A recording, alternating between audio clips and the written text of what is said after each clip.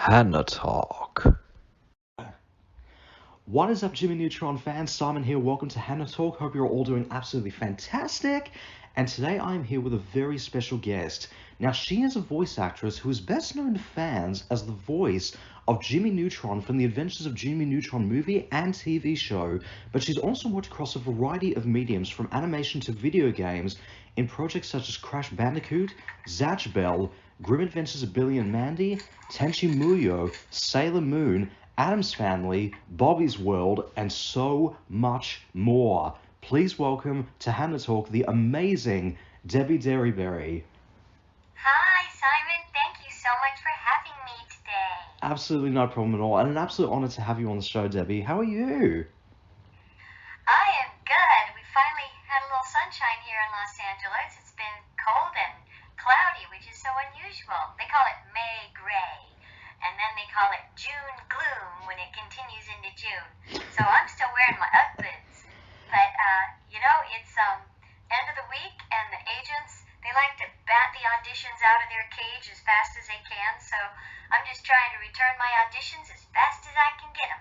Absolutely. Well, what you describe as like a June gloom up in Los Angeles is kind of a normal day in Melbourne, Australia. Really? I think that's where the expression 4 seasons in one day came from. Okay, is that right? Well, maybe so. It's winter over there right now, right? Yes, it is. We're almost in the middle of summer here at summer solstice, but it hasn't been over 80 degrees yet, so I'm waiting for it to get warm. Actually, we're coming over to Australia in about 2 weeks. I'll be there. Yes. Now, you did mention about that before. How excited are you to be coming to to Australia? Well, I've been there before, and so I'm really excited to come back because I loved it so much. The trip is not an easy one, as I'm sure you know. It's like 17 hours and takes 3 days to get there. But I'm very excited to go, and mostly my husband wants to see the toilet water flushed the other way. Yep, that says that when you're on the other side of the world, that's when you know when that happens. But no, that is fantastic. And yeah, it'll be at Supernova in I think it'll be up in Adelaide and Perth, I believe, in Sydney as well. I'm doing the Supernovas in Sydney and in Perth. Yes.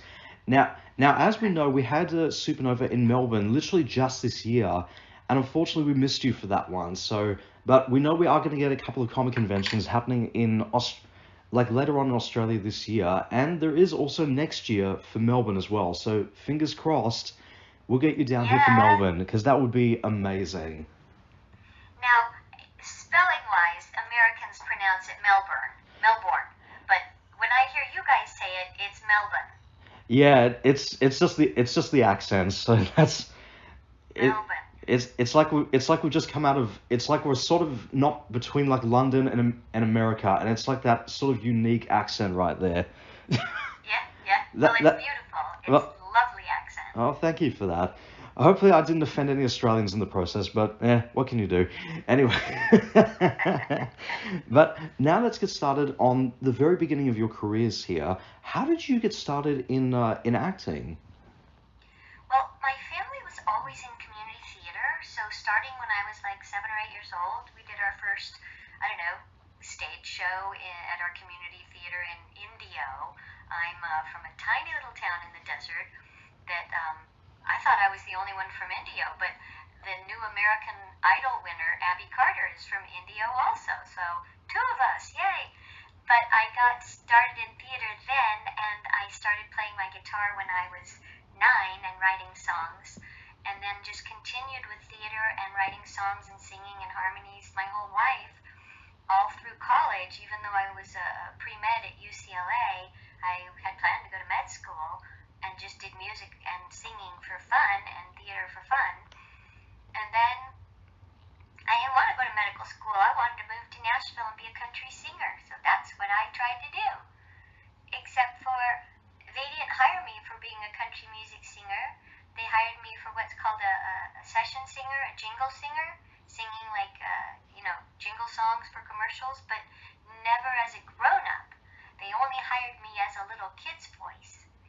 So one thing led to another, and I moved back to Los Angeles and signed with a voice agent since I already had acting chops, singing chops, mic training, and I started booking cartoons, and that was over 30 years ago. Wow, no, that is fantastic. And I think it's also great in that way that like it started originally like in that idea of you wanted to become a musician and a singer, and then it slowly started transitioning and still doing the musical side of things, but also now starting to get into the acting side of things as well, which is just fantastic. Well, I just want to clarify that voice acting is an acting job. It's just behind the microphone. So I've always been acting, whether it's on stage or in camera or behind the microphone. And I'm still doing music. I just released my 4th children's album. Not supposed to say CD. Those are coasters, actually. I'm looking at a CD in front of me because, believe it or not, some radio stations still want a physical CD. I don't know if you can see me, but I'm holding this up for you to look at. That's fantastic. So, I still do music, but my main, now it's going to make a plastic noise while I open it. But my main successes and income has been in voiceover. But I still pursue music with the same verve and passion that I always have. No, that's fantastic. That's absolutely wonderful. And here you are, like, as you said, 30 years later, now obviously becoming like one of the most accomplished voice actors in history as far as like animation and pop culture fans are concerned, which is just fantastic. I don't know. I hear people say that all the time, and I'm like, I don't know what you're talking about. I just get up and record my auditions, and if I get a job, I go do the job, and I like my work, and I try to do the best I can at it. But maybe since I've been doing it for so long, they're like, oh, she's iconic. I don't know. Well, I just feel like me. Well, tell that to the many fans, including myself, and people who often ask me a lot about why is it that you still continue to do interviews on this channel? Why do you still go to the comic conventions? One, I do this channel to show the side of myself that's not just the musician and the music teacher, but primarily to show my support to the animation and the voice acting industries. That's why I've been doing this for so long. And two, I go to the comic conventions primarily to meet the voice actors. You guys are my rock stars, right there. Aw, thank you. That's so nice. No, I don't mean to undermine the fans. I don't know what we'd do without the fans. I am honored that people find what I do, impressive enough to even want to fan me about, what we do, because it's really fun for me, and it must be for you to continue to do something. People ask you why. It's because it lights a fire in you. You feel passionate about it. You're good at it. It's easy for you. It makes you happy. Absolutely. No, definitely. At the end of the day, that's what it's about, right? Absolutely. No, that is definitely true. That is absolutely fantastic. Now, of course, who or what inspired you really to go into the acting side of things? Obviously, you spoke about like your family coming from that, like you growing up in a family that was involved in acting and stuff. But who would you consider to be like your biggest acting influences growing up, and especially as your career was going forward? Gosh, I have an older brother, and so, back when I was growing up, we called the TV remote a clicker. And my brother had control of the clicker, so I didn't ever get to choose what we were watching. But whatever was on, if I enjoyed it, I knew I liked it. If I didn't like it, I knew I didn't like it. But I can't say who's my biggest, if you had asked me who's my biggest musical influences, I could answer that one easy. I mean, I've seen and been impressed by so many on-camera actors. Meryl Streep, she's such a chameleon. She's so amazing. Robin Williams was much. But as far as an actor that influenced me in acting, it's probably more musicians and other voice artists, voice actors.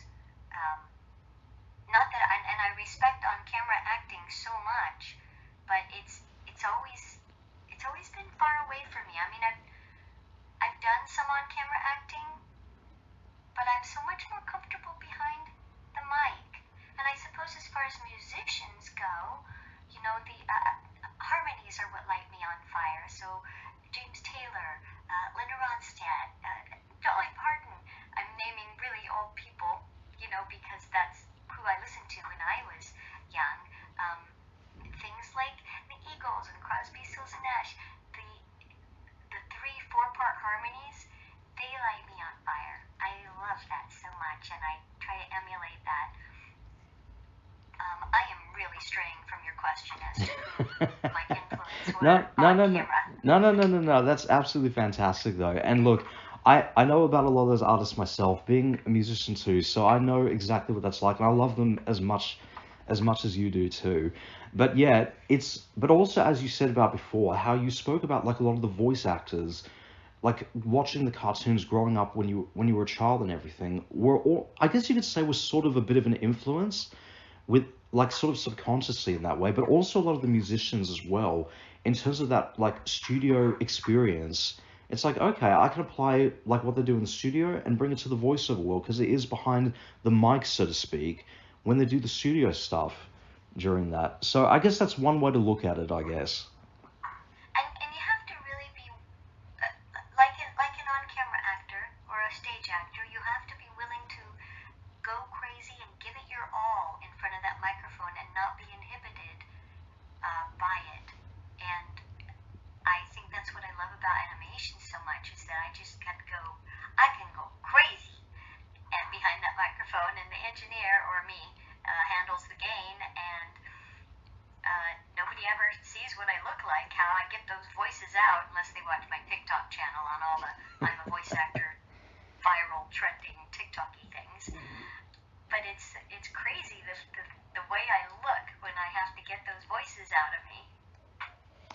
But no, I can imagine that, and I have seen like a variety of like behind the scenes work of a lot of voice actors, like going into recording in the studio and everything, and it's absolutely amazing, like how much emotion and how animated they look into getting into these characters and everything. But that's part of the job, you know, and that's part of what makes it who it is, and it's still acting at the end of the day. It just happens to be from behind the camera, as you said. And it's every bit as exhausting. I mean, I've finished sessions and been out of breath, been sweating, had to come home and rest. I left one session, I had whiplash. I had to do the noise of a backflip so many times. So it is exhausting, some of these VO sessions. And now that we're doing it from home, it can get very hot. So, you know, we shed a lot of clothes. I wear layers so that I can just keep taking things off. You don't want to be around my booth. But no, that's fantastic though. Now, of course, have you ever watched back on like any of the roles that you've done in the past or that you currently do now, whether it was like looking back at a past, like a certain performance, or where you've judged or like critiqued yourself, or just seeing how the final product sort of came out? Well, I don't watch a lot of what I do, but not to say I haven't. I've watched a lot of Jimmy Neutron episodes and a lot of the F is for Family episodes, and I love the way it comes out, but you know, some of that is attributed to me. A lot of it is attributed to the writers and the animators and the director, editors. There's just so many people who are involved in it, but if the show is successful, it's a combination of all those things, including the voice acting. And you know, I get the lauds for it. I get all the, you know, the attention for being the voice of Jimmy Neutron. But there's so many amazing people who played a part in it. But I do enjoy watching it, and it is different watching it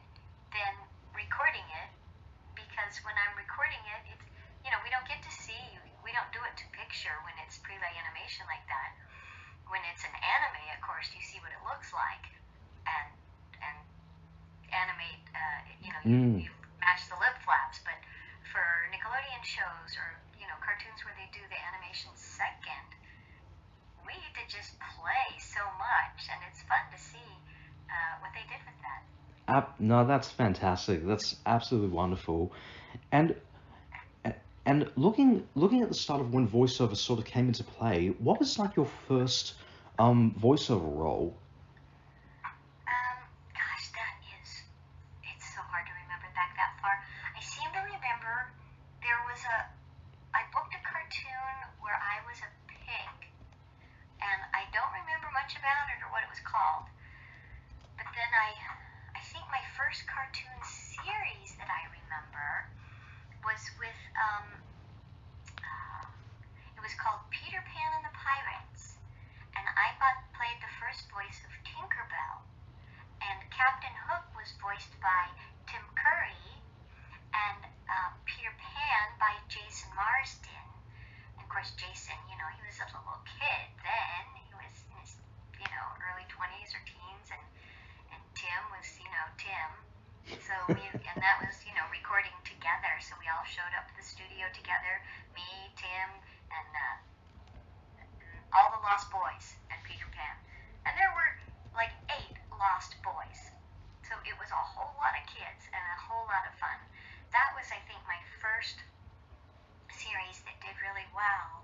And this is, before we had auditions at home, and so there weren't a lot of people competing for these jobs because it was just us few people in Los Angeles, really, because you had to be here to go to the studios to record. So all the series that came after that, it was sort of like, I don't know, I feel like it was like the golden age of animation for me, being able to just do one series after another with, Jumanji and Bobby's World and Neutron and Addams Family. There were just so many series, and every week the agents would tell you what studio to go to, and they'd bring the scripts to your house, printed out on paper, and you'd highlight your lines, and it was just so different than it is now. Again, I digressed completely from your question. No, this is absolutely fantastic though. And it's funny that you mentioned about the whole golden age of animation because fairly recently with Hayao Miyazaki, who most people remember for a lot of his work from Studio Ghibli, when he accepted the award, I think for his latest movie, he actually specified in an interview that he said that he felt like the golden age of animation is over. Like, and now you just spoke about like the whole golden age of animation back during that time in the 90s, like in the early 2000s and everything. How do you feel about like where animation is? How do you feel about like the state of animation, like where it is now versus what it used to be back like in the 90s and the early 2000s? For me, the difference that I notice is that back in the 1990s, 2000s, there was a lot of honor with the creativity, and people embraced that, and they yearned for it, and they worked hard for it, and we all worked together as a group in the studio. And now I feel like it's more, how can we make the most money quickly? What can we throw together quickly and cheaply to make the most profit for the networks? I'm not saying that they didn't want to make money back then. They did. But they really have become very savvy about how to cut corners, save money, and I think it comes out in the cartoons because they seem different to me. I mean, there are some, like I finished that show with Bill Burr and Michael Price produced it called F is for Family. That was a well-written show, funny show. Sometimes it was pre-pandemic, so we did record some together, and there are still some great shows like that.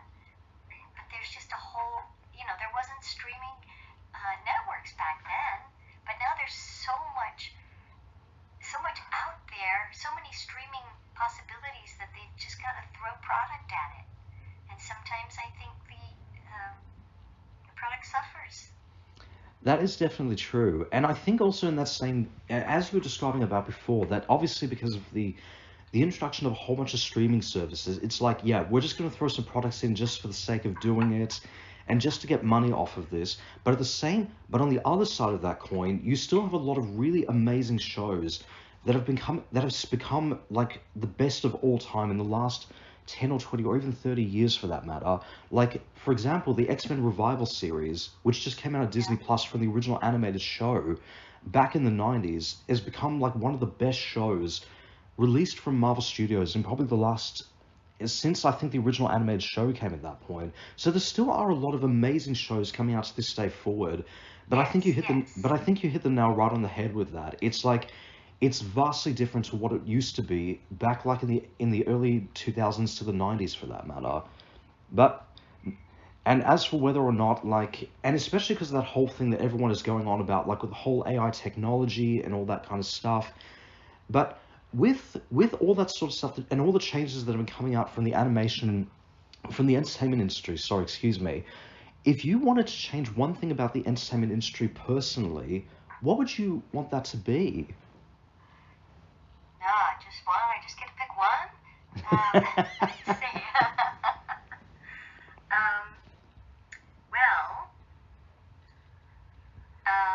gosh, there's so much. Um, well, I miss recording together. And I think after pandemic, they realized they could save a lot of money by recording actors separately because we record from home. So there's not the studio cost and there's not the time wasted with actors having headphones chatting with each other. So I miss that so much. I do wish we could record together again. I do wish that there was a little more acceptance of new shows. There seems to be a lot of energy put into revamping existing IPs, which is okay. I mean, if they want to reboot Jimmy Neutron, that's okay with me. I want that. But it was an original show at the time, so I guess they all were. I don't know, Simon. One thing, uh, there's just been so many changes, like in the anime recording industry. The fans of anime are what make it all worthwhile. Because going in to do anime, you're all by yourself. You look at the picture, it's more of a dance, and just speaking as a actor making a living at this, it's a much lower pay scale than it used to be, which is, they're brilliant to figure out how they can get actors to work for this little money. So, I applaud them for that, but on the receiving end of it, it's not great. But it's still really fun. I don't know, there's so many, Yeah, does it do any good for me to say what would I change, because there's no going back. yeah. You have to just take what we have now and move forward with it, accept it, accept that all these technological advances have been made, and just kind of embrace them and figure out how to keep going day to day and enjoy it. And I tell my students this all the time, that the job of a voice actor is auditioning. It's, I go to work once in a while and I can record a job, but I might record one job to every 150 auditions. So that's a huge amount of auditions for one job, right? Mm. No, I think you absolutely hit the nail right on the head with that one. It's like it's not easy to say just like one thing that we could change about it. There's a whole bunch of stuff that's there, and you definitely hit the nail right on the head with that. It's like kind of roll with the times and sort of just keep moving forward with all the changes that are happening in the industries right now. It's not to say that we can't change the entire industry, but we can change the things that we can change from our end, and that in turn will help to change the entire industry as a whole in the process. So I that's the think way I like to I look at it. uh sorry, let me turn off my phone noise. The choice of what companies create, I think I'd like to see that changed a bit. Video games, personally, I'd like like to see people stop killing each other and have the ability to just shoot people, slash people, kill people. They don't allow cartoons to blow people up anymore, but video games, you can just slice off their head and that's okay. I just think that the availability of all the violence is it's kind of a waste of our goodness as humans. And for that reason, I would like to see, like I just finished my 4th album called Gotta Go Green. All the songs are based around, it's for kids, and it's about how you can make a smaller carbon footprint, how you can recycle. They're great songs, it's good music, but the message is a positive message. And I think I'd like to see more positive messages out there and less religion being smashed on people's heads and just good human values. That is fantastic. That's absolutely wonderful. Now, going across into the various roles that you've done. Now, obviously, your best-known role is Jimmy Neutron from the animated series, and that originally started with the movie and then went into the animated show. What was it like playing that character and stepping into the world of Jimmy Neutron for the very first time? Well, he did. When you book a series like that, your role certainly does develop. I know you can hear my chair squeaking. Your character develops over time, and because we recorded all together in the studio, it was just so much fun, and I didn't feel like, his voice was different than mine because he talks like this, but I understood him. He was an underdog. He wanted to do the right thing. He wanted to invent things to help. He always wanted to help. I love to help. And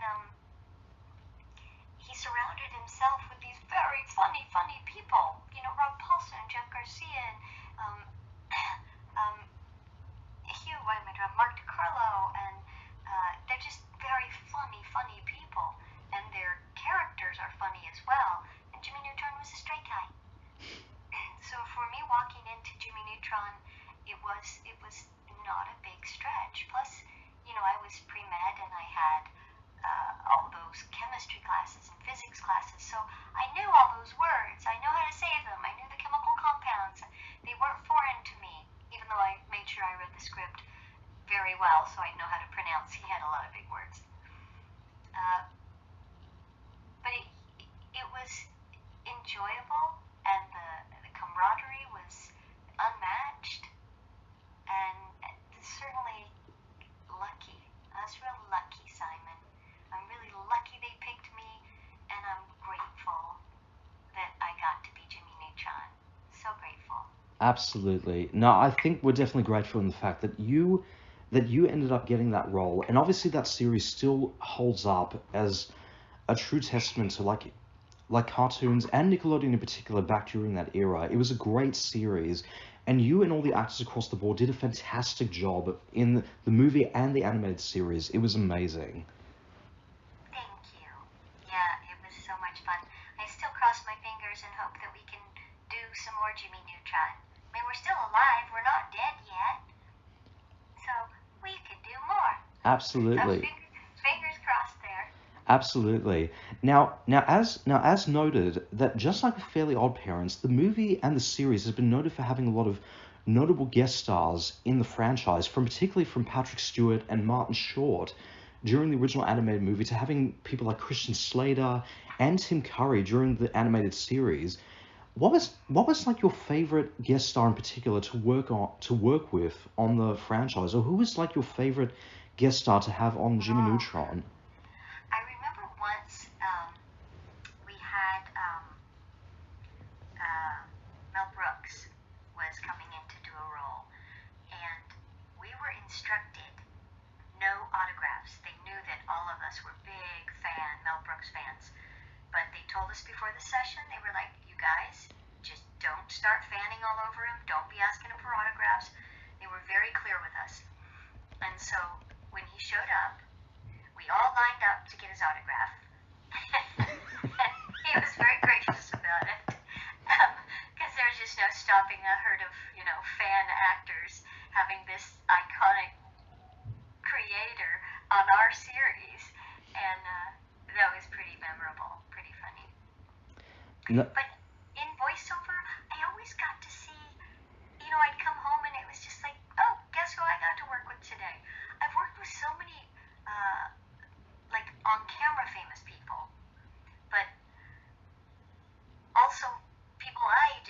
consider, the celebs of the VO world. And I've worked with so many of them, and I just, at the end of the day, come home like anybody else does and walk the dogs and pick up the dog poop and go about your day.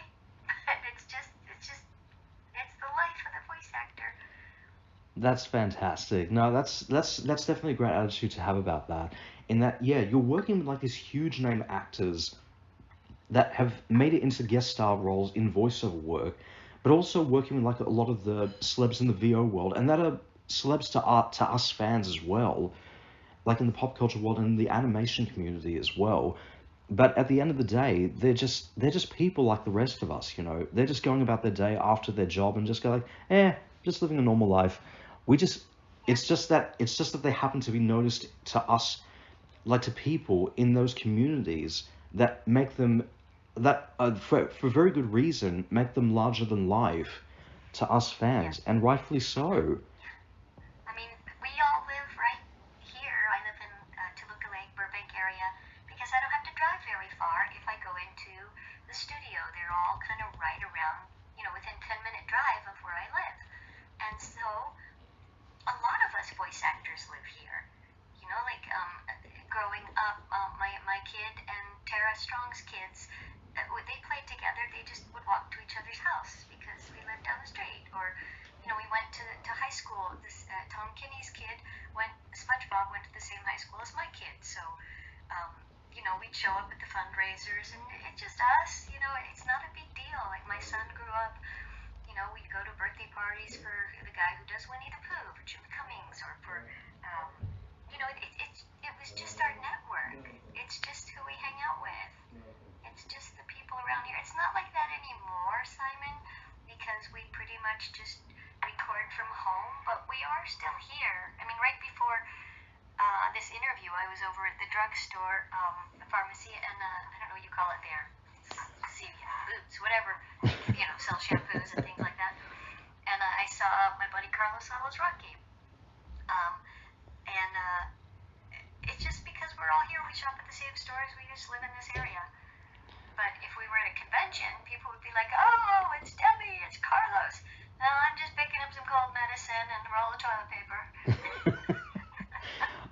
I think I think there was a term that I think Katie Lee, who most people remember from a whole range of Disney projects, particularly from The Adventures of Gummy Bears and from Darkwing Duck, who described voice actors, I think, as being famously anonymous. I think was the term she used. That's a really good one, yeah. Famously anonymous. That's good. So I think that's fantastic though. Now, as you mentioned about before, how you would love to come back into the world of Jimmy Neutron. Now, there has been a lot of discussion over the last couple of years, especially with the cast members and the original director, that have spoken about wanting to do a revival series of Jimmy Neutron, and there has been a lot of like story ideas that were going about on the internet on what would have happened for season 4, I believe, for the original animated series. But what would you personally want to explore? Like, if, not a question of if, but more of a matter of when there was a revival series for Jimmy Neutron, what would you personally want to explore in that? Probably just exactly the same things of the original series, where, Jimmy's trying to do something and he ends up backfiring on him, and his friends are there to support him. But the things that you would be exploring would be things that weren't invented, they weren't made back when we did the series. We didn't necessarily have cell phones or everything on the phone. They still were using their Walkmans, and I think there'd just be a lot more, I'm trying to say, I guess more techie stuff. I can definitely see that. The stuff that he invented that was really cool, some of it's already been invented. So they just have to think of more clever things. But I just think being able to watch a show that's smart, as a parent, I'm happy to have my kid watch a show that's a smart show, that's not just a shoot 'em up stupid show, that's I don't know, gives you a little bit of education without knowing you're getting educated.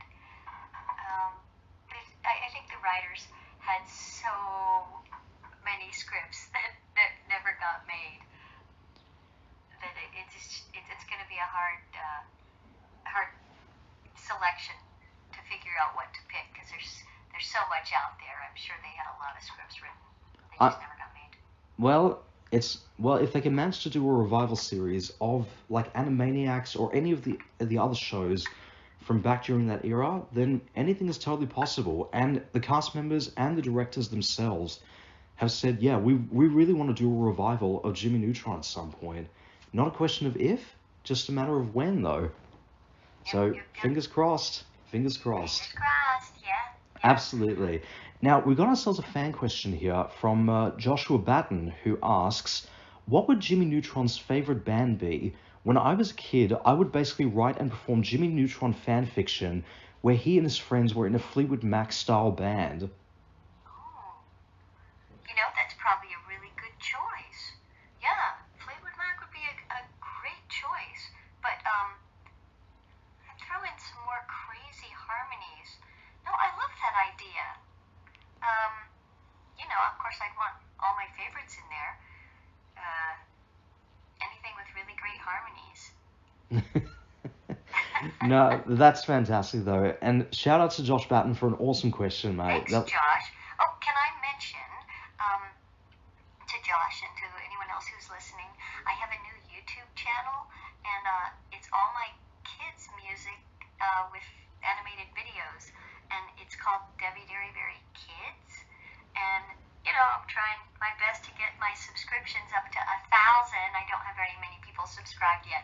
So if your wonderful listeners would go to YouTube and subscribe to Debi Derryberry Kids, you just look for the little animated picture of little Debbie with their little headscarf on. That would be so awesome. Absolutely. Well, when I put this interview up later today, after it's said and done, I'll be sure to post a link in the description below for every one of your social media platforms. Just doing my bit to show my support to the animation, the voice acting community, and to the guests themselves. Now, will I be meeting you at either Sydney or Perth this next month? Not for this month, no. But I know Oz Comic Con is coming up this month, so unfortunately I will not be there for either of those dates. I really would have loved to have met you when Melbourne was happening earlier this year. Just really bad timing, and also Supernova's fault on their part.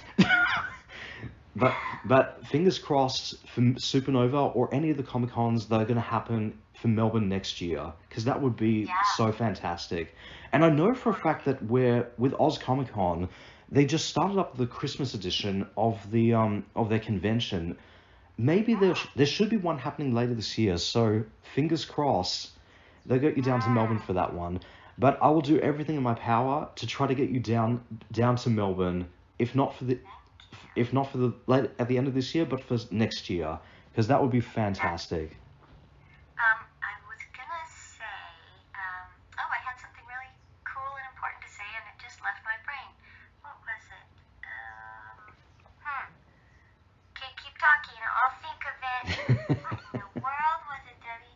I was gonna say, I just can't remember. Huh. That was really good, too. I'm gonna remember, and then I'm gonna email you back. Maybe don't come to me. But nah, it would be absolutely fantastic to meet you at a comic convention, in Melbourne one day. But there's still next year, and there's still also the Christmas edition for at the end of this year as well. So fingers crossed. Absolutely. And I like it. I like going where it's warm. So if at Christmas it's warm there. It definitely is. It's cold here. Absolutely. No, that's fantastic. Now, you've also played across a variety of other projects. I know. I remembered. Yes. I remember. That's that. Just last month they made. I don't know. Do you know what a Funko Pop figure is? Yes, I know what Funko Pops are. They made a Jimmy Neutron. Fantastic. That is amazing. So, finally, after 22 years, we get a Jimmy Neutron pop. So hopefully people will bring them to the Supernova cons and I can sign them for people. Absolutely. That would be fantastic. That would be amazing. Now, of course, you worked across a variety of other projects, whether that was playing Nagal Jr. from Grim Adventures of Billy and Mandy to even playing Clay from Playhouse Disney. What was it like working across all these various projects? And have fans ever come up to you at comic conventions and recognized you from roles that were outside of like the Jimmy Neutrons or like the Zatch Bells, like roles that you would least have expected to be recognized for, or some really big deep cuts? Um, well, I had this recurring character on this TV show called iCarly, and on Nickelodeon, and I had this little, I don't know, this receptionist, and people remember that, and I'm actually really surprised when you mentioned Zatch Bell that people remembered Zatch Bell. I had no idea it had such a huge reach and such a huge influence. I mean, I had this woman at the convention I did 2 weeks ago. She had stuffies made of Zatch and Zeno and brought them to me. And then somebody else came and brought me a Vulcan 300 still in the package, and just people cry, and that means so much to them. I forgot what the question was. What did you ask me again? So yeah, it was basically asking the question like like fans recognizing you from like roles that were outside of like what you were normally known for, whether that was like Jimmy Neutron or like Zatch Bell and all that kind of stuff, and working across all these various projects, like is apart from like Jimmy Neutron, was there ever another role that sort of basically stood out to you, like out of all the roles that you've done? Gosh, I really try to do a great job at every role I do, and uh, I gotta tell you, I don't know if you've ever watched F is for Family on Netflix. It's a comedian named Bill Burr. It's his show, but it is such a funny show, and I got to play 7 different characters on that show. So that to me was so much fun, getting to play so many different characters with different voices and different personalities and pacings and ages. I really enjoyed that one. That's fantastic. I did a show with Howie Mandel did a cartoon years ago called Bobby's World, and I played his best friend, Jackie. Now, a lot of people remember Jackie. She had like long pigtails and she was kind of monotone. Uh, that was a super fun job because we all recorded together, and Howie's just, his little voice is so funny as Bobby. I remember I was doing a film called Free Willy about a whale back then, and I'm a scuba diver, and they needed a tiny person who was a scuba diver to ride the whale for the boy. And so somebody told me they were looking, and I went and met with them, and they gave me the job. So I am the one who rode the whale for the whale in Free Willy for the boy. And so I spent 7 weeks down in Mexico City on that film, and we were recording Bobby's World at the same time. So I would fly back to Los Angeles to record Bobby's World, and then fly back to Mexico City to ride the whale. That's fantastic. Wow, that is absolutely amazing. Well, you were absolutely fantastic in all those roles, whether it was working on Bobby's World or like the Addams Family series back in the 90s. And even we had back when we used to have Playhouse Disney in Australia, I think Clay was also a part of that, like in Playhouse Disney in Australia at the time. So, and at the time, now rewatching, I think your voice reel, like years later, I was like, oh, that's Jimmy Neutron. That's awesome. Yes, it all sounds the same to me. I'm looking up on my shelf above me, and the people who made Clay, the Kyoto brothers, they had given me a clay, because it's claymation, and he's still soft. He's wrapped in saran wrap, and he's still here in my office. That's fantastic. Can't wait for the day when you and I can play. It's true. That's fantastic. No, that is absolutely wonderful. Now, I'm just going to throw in a bit of trivia for this one, and you can tell me if this is true or not. But is it true that you auditioned for the role of Fifi LaFume in Tiny Toon Adventures? I actually got cast as it and then fired. I Oh, was the original Fifi LaFume, and then they replaced me. So, it's sad, and it was not my finest hour, but it happens. A lot of voice actors get replaced. But yeah, I was very happy about that role and very unhappy that I didn't get to keep doing it. But I think Tress McNeil ended up doing it and did a great job. wow. No, that's crazy. But hey, it's like somehow years later you would end up going into voicing in a Looney Tunes, particularly a Bugs Bunny cartoon series, like years later from Tiny Toon Adventures. So it's now bringing things back around full circle in a way. It's I mean, the jobs, they come all the time. You know, you audition for things all the time, and you just never know what's gonna hit and what's gonna stick and what job you're gonna hold on to and what's gonna become iconic. Nobody knows. You just do your best. Absolutely. I just love what I do. It's so much fun. Absolutely. Now, moving across into the anime side of things, now, you've worked across a variety of different anime projects, whether that was like Zatch Bell, which was one of my intros to your work at the time, alongside Jimmy Neutron, but also Tenchi Muyo as Ryo Oki, Sailor Moon as, yes, Sailor Moon as Diana, as well as the Glitter Force series. What was it like working across all these different projects, especially stepping into the anime side of things? It's a different skill set, Simon. It's still fun, and it's very musical because it's very parody. You know, it's like a hear and repeat kind of thing, and you have to really get these skill sets down because you have to not only get the acting in, but get the acting in within the time code and match the lip flaps, and then hope that your director or your writer is clever enough to switch the script to make it match if you're not making it match perfectly, or that you have an engineer who really knows his Pro Tools enough to squish and compress and elongate and make things fit. So it's a very elaborate dance, the field of anime. And when you just watch it, it looks easy. And it's not. It's very complicated and it's very time consuming, but I'm doing this one show right now that I can't talk about, but we're on the second season of it, and it's gonna be great. If you liked Zatch Bell, it's gonna be great. But the writer on it and the director, he's so very, very clever, and just comes up with things that make me laugh, and it makes me know why I'm the actor and he's the director and the writer, because he's just so incredible at it. I'm standing in awe when he goes, I'm going to rewrite this, let's try this. So anime is a different animal, Simon, and it's changed over the years because, back when we did Tenchi Muyo or Zatch, you had to really do a great job matching those lip flaps, but now with the software has become so advanced, they can just massage it till it looks right. So it moves a lot faster, which means you're getting paid per hour and it takes a lot less time to do it. So you make a lot less money doing it. So as far as the earning side, anime is probably one of the cheapest way of hiring an actor.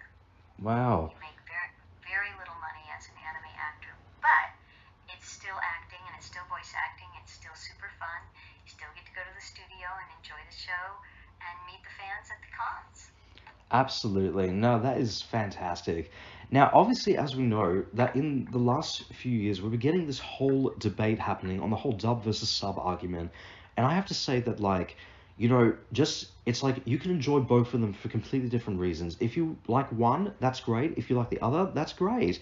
But how do you... What are you talking about again? I missed it. So the dub versus sub argument when it comes to, like, anime and all that kind of stuff. Because as we know, we have the Japanese... Dub versus sub. So there's the original Japanese version of an anime series, and there's the English dubbed side of things. Yep. It's like, for example, with Zatch Bell, using that as an example, where you have the Japanese version of the series, and then you've got the English dub side of things.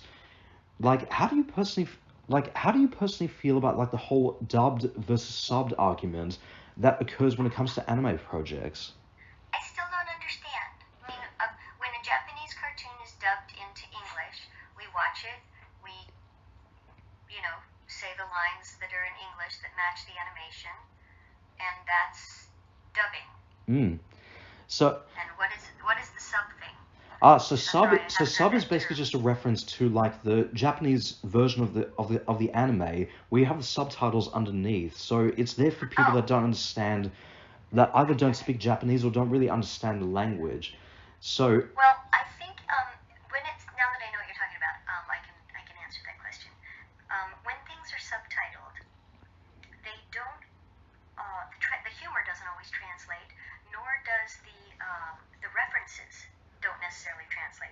So when you have a dub, your director, like I was saying before, he'll translate the line to not only include humor, but to make it understandable to the listener. Whereas if it's merely subtitled as a direct translation from the Japanese, I think, or from not necessarily Japanese, but any other language, things are lost in translation. right, that's fantastic. Now, as we know, we've been getting a lot of different reboots of like a lot of classic anime over the last few years. But is there a particular anime like Sailor Moon is being one of the best examples of that, and a whole range of other anime over the last few years that have gotten really amazing reboots. But is there one other anime that you've worked on that you personally would love to see a reboot of? I want Zatch Bell to come back. I want more Zatch Bell. That was super fun. Because they didn't finish it. Like, it's not my fault, but I get emails and people at conventions all the time, why didn't you finish it? I'm like, I don't know. It wasn't my fault. I just showed up. So I would like Zatch Bell to come back. I don't watch a lot of television, so I don't always watch what I do, but I know that the fans loved Zatch and wanted more of him. Absolutely. I would really love to see them do a reboot of the Zatch Bell series, especially knowing how the series happened in the original source material, which was the manga, like played out very differently to the anime. I feel like it's there for an opportunity for them to sort of keep it more faithful to the original source material in the way that Sailor Moon Crystal was meant to be more of a faithful adaptation of the original manga as opposed to the original animated series. And if they can do that, anything is possible at this point, because that would be Well, fantastic. I did hear from some fans that they are doing more Zatch Bell from manga, but he's older, so I don't know if they're going to continue doing more when he's younger or not. But it's apparently not dead in the water. It's still Exactly. out there. Exactly. So So fingers crossed. it's still open. Now you've also played across in the video game side of things with your most notable role being Coco Bandicoot from the Crash Bandicoot Oh games. yeah, What was it like yeah, playing one of that? them. Yes, one of them. What was it like playing that character and stepping into the world of Crash Bandicoot for the very first time?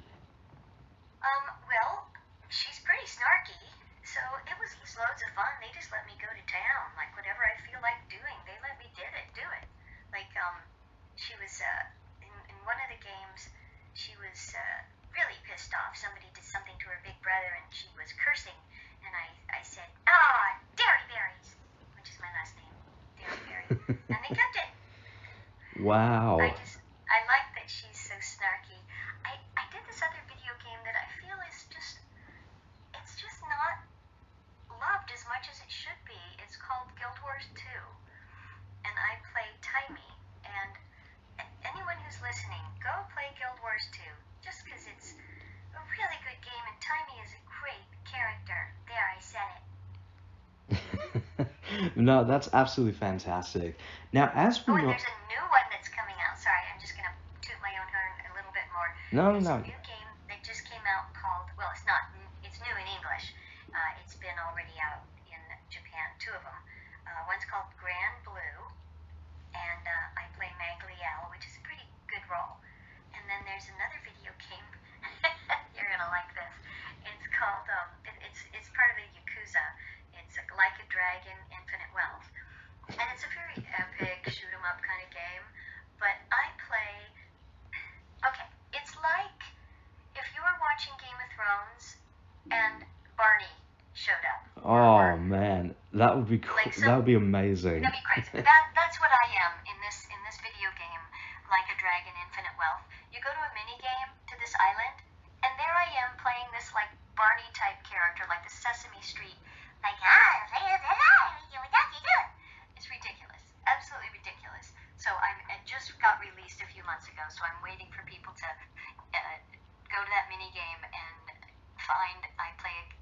is called Gachapin, Gachapin. And it's still so new, but when people discover him, I'm looking forward to that day when people are like, Gachapin! And he'll become iconic and fabulous, and that'll be one of my main characters in video games. Fingers crossed. Oh, that would be fantastic. That would be absolutely amazing. Now, as we know, we've been getting a lot of really amazing video game adaptations, as well as now starting to get some really successful anime adaptations over the last few years.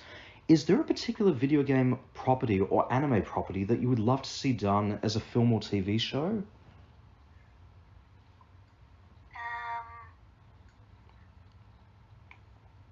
Ask it one more time. You mean an anime show or an animation that's out there right now that I want to see done as a live action? So like a video game property or an anime property?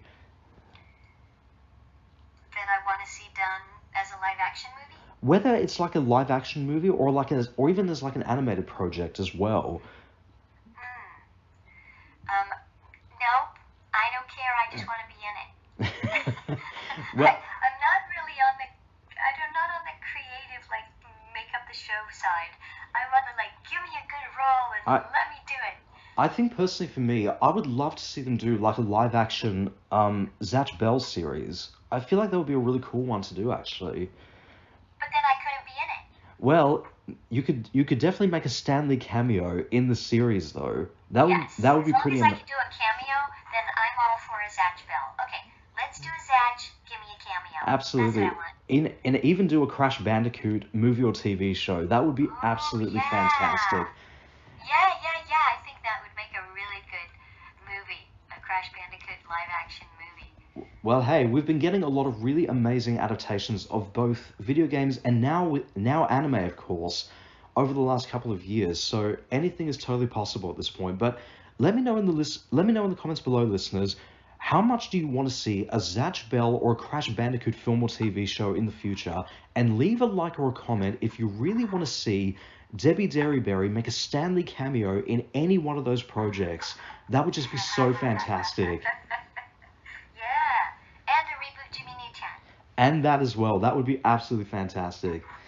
Now, obviously you've spoken a little bit about like several of the projects of the things that you've got coming up with you, whether that's been Supernova coming up literally next month. But also, without going into any spoilers, what's next for Debi Derryberry for the fans to know about? Well, I can't tell you about this new show I'm doing, or this other new show I'm doing that they're going to be so excited about.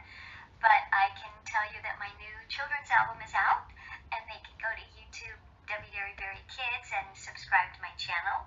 And, you know, of course, my TikTok, and I just love my TikTok fans. I think I have like 1.2 million subscribers or followers, which is, you know, an honor. I'm glad that people like my ridiculous TikToks. So yeah, the YouTube is the main thing right now that I can talk about. And I told you about the new video games, and and there's another one. Kiwi, shh. My dogs are mad. It's 5 o'clock here in LA, and it's time for their walk. So if people would, and also if they want to get into voiceover, I do have a book called Voiceover 101, How to Succeed as a Voice Actor. I'll hold it up so you can see it. Oh, fantastic. It's available on Amazon. So it has lots of good information. So there's the book and the YouTube, Debi Derryberry Kids, and there's the TikTok, and then all the other things I can't talk about. No, that's No. That's perfectly all right. That's understandable, but that's fantastic though. And final question, what do you think Jimmy Neutron would say if he was in Australia? Let's see if I can do it. He would say, Lord, thank, pouring blast. Oh, that's fantastic. That's amazing. I know my Aussie accent is a little embarrassing. No. That was actually pretty good. That was actually pretty good, though. It's funny. No. It's a lovely accent. Oh. Well, I know I have the accent as far as you're concerned. I know you can see my dogs behind me there. Very irritated. It's long time. But that's okay. Debi, that's absolutely fantastic, though. Debi Derryberry, thank you so much. It's been an absolute honor. Thank you, Simon. It's been an honor for me too, and thank you for all you do. Thank you to all the fans tuning in, and keep watching. Absolutely. Well, guys, if you'd like to know more about Debi Derryberry, you can check out the links which I'll put to you in the description below.